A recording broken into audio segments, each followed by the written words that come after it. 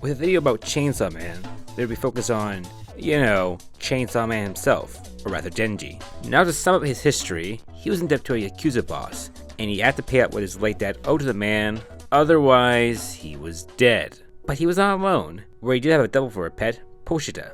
And thanks to Pochita's help, Denji hunted devils and gave them to his boss to pay off his debts. But sadly one day, he got backstabbed by Yakuza and their zombie devil, and he got sliced up. Kiryu would be disappointed in you chumps. But thankfully, Pochita was able to get a bit of Denji's blood, and the goodest boy of them all was able to bring Denji back and give him the powers to turn to Chainsaw Man, which allowed him to chop up the Yakuza zombies like Anakin did to the younglings.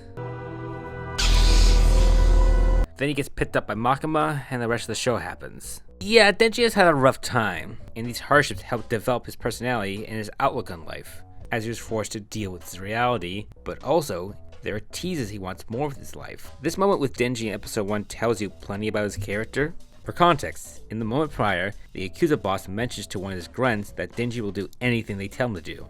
The grunt, wanting to test that statement, goes with Denji and tells him to eat his cigarette. And... oof. Rip to my main man.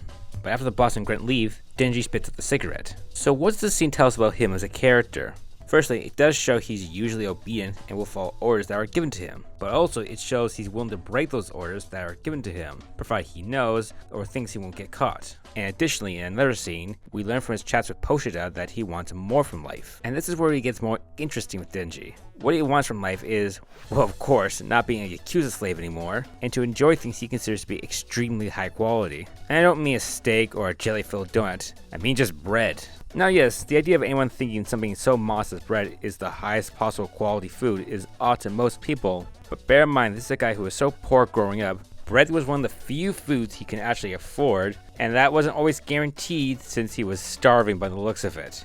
So it's an interesting image of Denji being the guy who wants the nice things in life, but his understanding of what the nice things are in life is quite limited. But also, Denji's morality is another fascinating aspect of his character. Denji's not a very moral person by any stretch of the word. For a good chunk of season 1, he is motivated by his own selfish goals. Whether it be his desire to be a devil hunter because it pays well and he gets to be close to his crush Makima, or when he helped out Power to get her cat back just so he can fondle her boobs. A true degenerate if I ever saw it. Usually, for a story where you want your character to be cheered on by the audience, these negative traits would work against them.